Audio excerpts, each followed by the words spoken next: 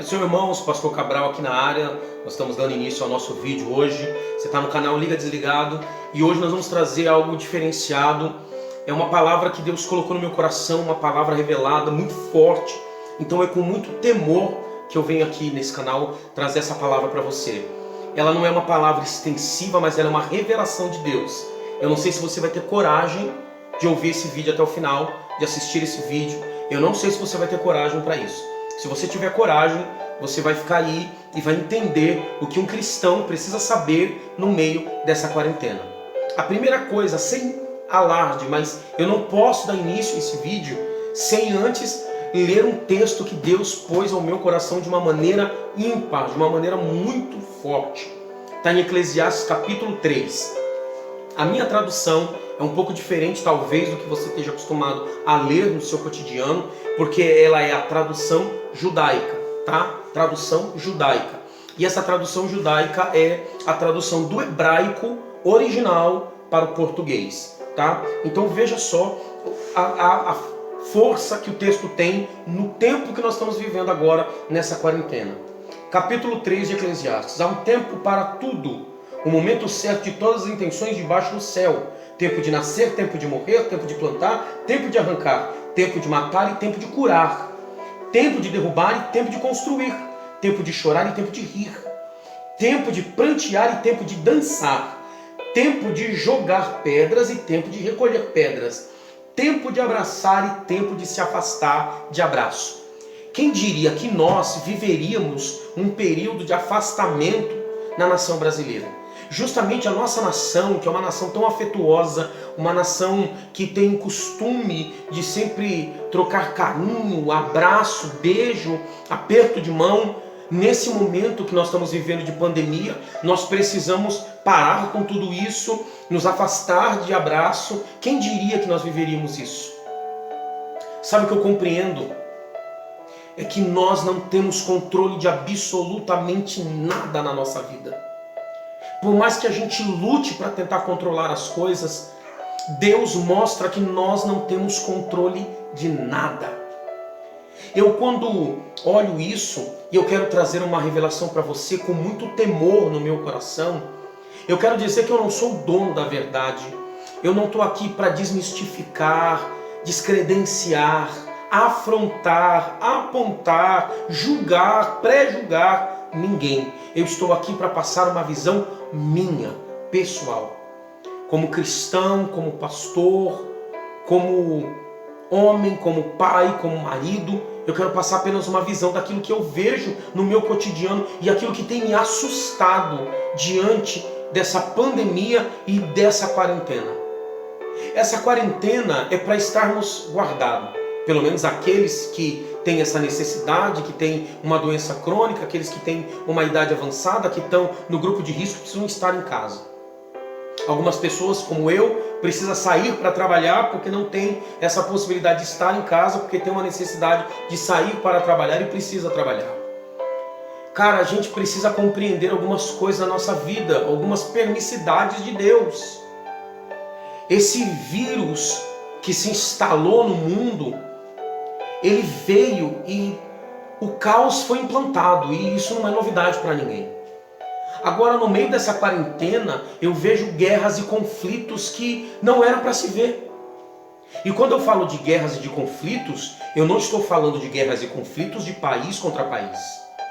Eu estou falando de guerras e conflitos de irmãos contra irmãos. Porque quando você abre as redes sociais, se instaurou uma guerra virtual. É exatamente isso que você ouviu. Uma guerra virtual. De um lado, pessoas dizendo: nós vamos abrir as nossas igrejas porque nós temos fé. Aqui nós estamos trabalhando a 1000 por hora. Aqui nós não acreditamos em vírus porque o nosso Deus é maior. Do outro lado, irmãos dizendo: nós vamos deixar a nossa igreja fechada porque nós temos cuidado, os cristãos não podem ser transmissores desse vírus. O diabo sentado no meio e observando um conflito entre irmãos, entre cristãos, que não deveria acontecer. shows de indiretas. E talvez você possa perguntar, mas aconteceu alguma coisa com você? Comigo, pessoalmente, nada. Porque para mim a rede social ela precisa ser um instrumento de evangelização, um instrumento de bênção. Se você não tem maturidade para ter rede social, você não pode ter rede social. Se você é infantil nas suas redes sociais, você não pode ter uma rede social. E eu vejo essa guerra instaurada. As pessoas no meio do caos, num caos emocional. Porque o medo já está instaurado, porque as pessoas potencializam muitas coisas. E eu não estou aqui falando em questão do vírus. Eu estou aqui falando em questão do seu comportamento. Enquanto nós como cristãos não vivemos uma metanoia, mudança de pensamento e atitude, nós vamos entrar num conflito, numa guerra que não é para acontecer. No meio do caos, você precisa ser a paz. No meio da guerra, você precisa ser essa paz. Mas se você está em caos aqui dentro, se você vive um conflito aqui dentro, o conflito exterior você não vai conseguir apaziguar. Então você precisa ter domínio próprio das suas emoções. Entender que nós temos que estar atento, que nós temos que ser vigilante, que nós temos que realmente nos prevenir e que nós temos que estar atentos àquilo que as autoridades dizem. Mas se você não conseguir entender que esse momento é um momento que nós precisamos plantar esperança nas pessoas, que esse momento cristão, crente, vaza, esse momento Deus preparou para usar você para ser um instrumento de esperança para alguém e não para ser um instrumento de desgraça na vida de alguém. Deus preparou esse momento para que você pudesse liberar uma palavra de conforto, liberar uma palavra de esperança, porque nós estamos em guerra, mas uma guerra que os olhos não veem, uma guerra que os ouvidos não ouvem, porque é uma guerra espiritual. Ah, você é um desequilibrado, pastor, você é maluco. Cara, eu sei o que eu estou falando para você. Essa guerra que está sendo instaurada no mundo espiritual, quando nós voltarmos à normalidade, nós não seremos mais normais. Parece contraposto o que eu estou dizendo para você, mas quando nós voltarmos à nossa normalidade, nós não seremos mais normais. Porque esse tempo de quarentena que você está na sua casa, Deus não preparou esse tempo para você ficar olhando os conflitos, nem olhando o defeito da sua mulher. Deus não preparou esse tempo para você ficar olhando os defeitos do seu marido, o que ele deixou de fazer, a cozinha que ele deixou de arrumar, o cano que ele deixou de apertar, o prego que ele deixou de bater, a comida que ela deixou de fazer. Esse tempo Deus preparou para você olhar nos olhos do teu marido e falar: Deus, obrigado pelo sacerdote que o Senhor me deu. Deus preparou esse tempo para você, marido, olhar para sua esposa nos afazeres dela e dizer: Deus, obrigado porque o Senhor me deu uma mulher sábia. Deus deu oportunidade para você, pais, olharem para os seus filhos brincando na sua casa e dizer: Deus, obrigado porque eu tenho os meus filhos perto de mim. Enquanto muitos estão chorando porque os filhos morreram ou estão num leito de hospital, você tem a oportunidade de ver seus filhos brincando. E o que você faz? Pega esse período da quarentena para reclamar de tudo, de todos. Nós estamos metendo os pés pelas mãos. Nós precisamos direcionar e focar a nossa vida. O tempo de quarentena é um tempo que Deus preparou para você ter um relacionamento com Ele. Um relacionamento mais forte, mais fidedigno do que antes. Antes, lembra, olha o que Deus está te fazendo lembrar. Antes, você não podia ter tempo para orar, não tinha tempo para ler a palavra, não tinha tempo para buscar a presença de Deus, porque você dizia: eu estou atarefado, eu estou ocupado, eu estou trabalhando, eu tenho uma vida circular para seguir. Agora tem uma quarentena que Deus preparou para você poder buscar e fazer todas essas coisas. E o que você faz? Eu não tenho tempo. O que mais você tem agora é tempo. Então aproveite esse tempo. Se Eclesiastes está dizendo há um tempo determinado para tudo, esse é o tempo que Deus preparou para você. Acontecendo o que está acontecendo no Novo Testamento, quando ele disse: quando vocês tiverem que orar, não faça igual os fariseus, que andam no meio das ruas gritando, eu tenho orado, eu tenho jejuado. Mas quando tiveres que orar, entra no teu quarto, fecha a porta. O teu pai que está em secreto vai se revelar em segredo. Muitas vezes a gente perde o caminho do quarto na nossa caminhada com Deus. Porque a gente começa a caminhar com Deus e a gente começa a ficar acostumado com a presença. Olha que forte isso. Nós nos acostumamos com a presença. E quando eu me acostumo, eu já não valorizo. Quando eu estou acostumado com algo, eu já não dou tanto valor àquilo.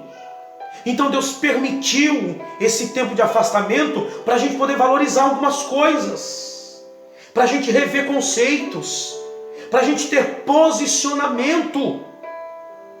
Abra a tua rede social, é tanta gente reclamando e dizendo, eu abro a minha rede social, só tem gente falando de coronavírus, só tem gente falando de gente doente. Cara, é o que nós estamos vivendo agora.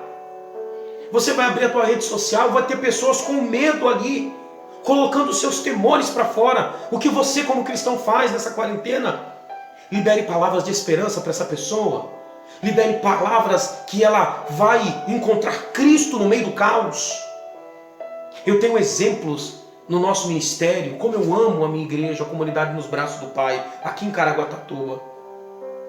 Os nossos pais espirituais aqui em Caraguatatuba, a pastora Alessandra, pastor Fabrício, os nossos pais espirituais, o que eles fazem? À meia-noite, eles estão em oração, nós estamos em oração, nós estamos buscando Deus, a presença.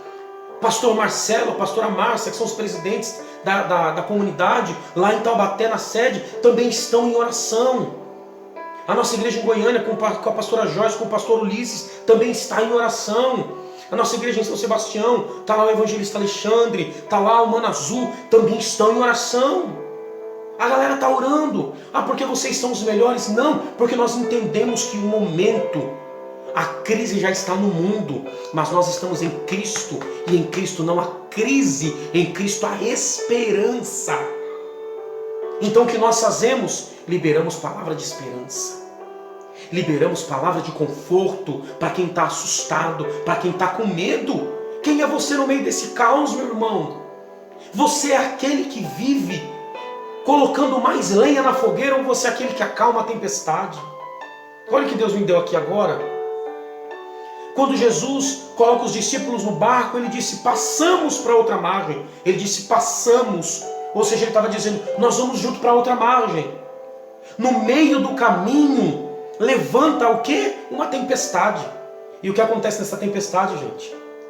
Ondas batendo no barco, trovões, relâmpagos, vento, e o barco fazendo o quê? Balançando. E Jesus estava onde? Na proa do barco, dormindo.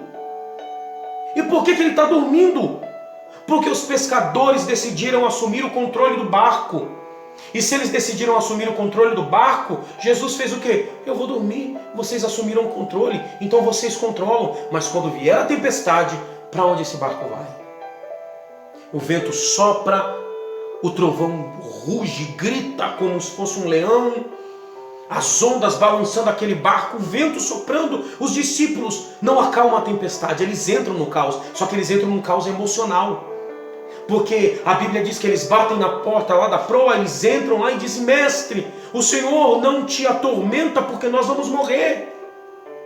Jesus levanta-se calmamente, serenamente, ele olha para aquela tempestade e diz, vento, aquieta-te, mar, cala-te.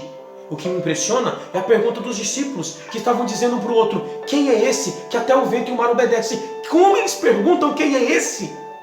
Eles estavam do lado dele, andando com ele, mas não sabia quem era ele. Sabe a profecia que eles não conseguiram entender? Era que Jesus tinha dito, eu vos dou poder. Olha que forte isso, você andar com Jesus não quer dizer que você sabe quem ele é. Porque você ir à igreja não te faz um crente. Assim como você estar numa garagem não te faz um carro. Por quê? Porque ser um cristão, ser crente, vaza do manto, do provo, do nebre, não importa. Ser um cristão é viver uma metanoia, uma mudança de pensamento e atitude. Então nessa quarentena, o que nós temos que saber? Que existe uma guerra.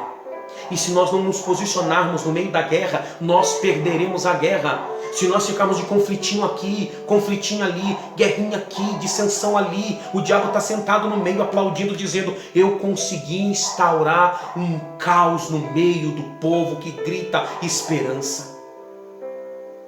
Pega o exemplo de Cristo, do nosso Jesus, que no meio do caos, ele vai até uma cruz e se faz maldito para que a gente fosse bendito. Se entrega numa cruz, no meio do caos, no meio da tribulação. Ele se entrega para mostrar para mim, para mostrar para você, para mostrar para quem está com medo, dizendo: calma, eu estou no controle do barco. Calma, a tempestade vai passar. Não deixa que a tempestade externa faça com que uma tempestade interna se levante.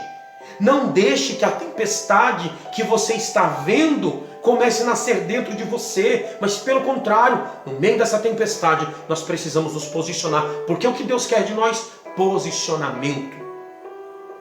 A nossa pastora Alessandra, ela nos trouxe uma palavra muito poderosa, porque ela disse: nós precisamos de posicionamento, retidão. É o que Deus está buscando de nós, retidão.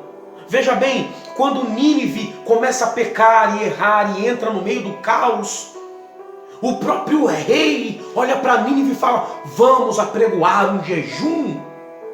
Vamos apregoar um jejum. Qual o comportamento de Jonas? Eu não vou lá. Por quê? Porque esse povo não merece.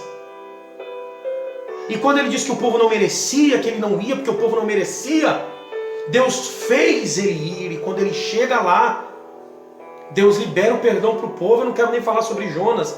Eu quero falar que o perdão é liberado para aquele que busca uma vida de retidão. E eu volto a dizer a você, eu não estou aqui para ser o dono da verdade.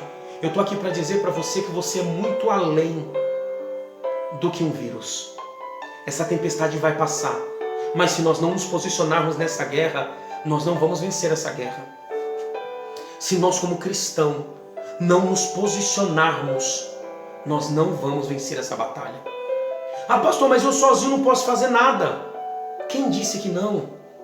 Cara, você sozinho pode fazer muita coisa. Não espere uma multidão se preparar para você se preparar. Prepare você, prepare a sua casa, prepare a sua família. Comece a olhar para a sua família e falar: olha, nós vamos apregoar um jejum. Nós vamos fazer uma oração direcionada para que Deus salve a nossa nação, salve as outras nações, para que essa pandemia seja extirpada do nosso meio, para que a gente conte testemunhos. Só mais um recado. Lembra quando você falou que você não ia para o culto porque não dava, porque estava cansado, porque não tinha tempo? Olha como faz falta. Vai ter alguns que vão dizer aí nos vídeos: ah, mas eu sou a igreja. Você não é igreja sozinho, cara. Você é um templo que o Senhor quer habitar. Só que esse templo precisa estar limpo, porque ele não habita num templo imundo. E nós precisamos de templos, sim. Nós precisamos ir à igreja, sim. Nós precisamos de ajuntamento, sim. Porque a Bíblia nos diz que é bom, que é suave, que nós vivamos em união. Alguns dizem numa palavra paradoxal: ah, é quão bom e quão suave que os irmãos vivem em união. Não, irmão, não é disso. Nós precisamos parar com essas coisas e começar a compreender para onde Deus quer nos levar, ao centro da vontade dele. E se ele tiver que instaurar isso na nossa vida, no meio do caos, vamos entender que esse caos, ele vai passar, ele não vai permanecer para sempre. Só para a gente entender um pouquinho aqui. Eu fui no mercado, assim que começou essa pandemia, a quarentena já foi instalada, a empresa teve que fazer a quarentena também. Hoje não, hoje nós estamos trabalhando, mas na época teve que fazer. Eu lembro quando eu cheguei, olhei o mercado, estava todo mundo assustado, correndo para um lado para o outro, desesperado, com medo. E realmente é assustador para aquele que não conhece Jesus. Porque para aquele que conhece Jesus entende que a esperança dele está em Cristo. Galera, comenta esse vídeo. Se você gostou, fala aí. Se inscreve no canal, dá um joinha. A gente vai gostar de responder o seu comentário.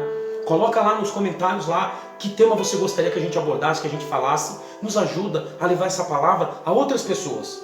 O intuito do canal não é ser famoso, não é ficar rico. O intuito do canal é que essa palavra chegue ao máximo de pessoas possíveis. Então seja um missionário. Leve esse vídeo para mais pessoas. Manda esse vídeo. Peça para as pessoas se inscreverem. Isso não custa nada. Você vai fazer com que essa palavra chegue a milhares e milhares de pessoas se você quiser. E de repente, pode ser um parente seu, pode ser um amigo seu, pode ser alguém próximo ou pode ser você. Eu libero essa palavra sobre a sua vida no nome de Jesus. A sua esperança é em Cristo. Eu sou o pastor Cabral, esse é o canal Liga Desligado. Deus abençoe a sua vida, forte abraço, a paz de Jesus.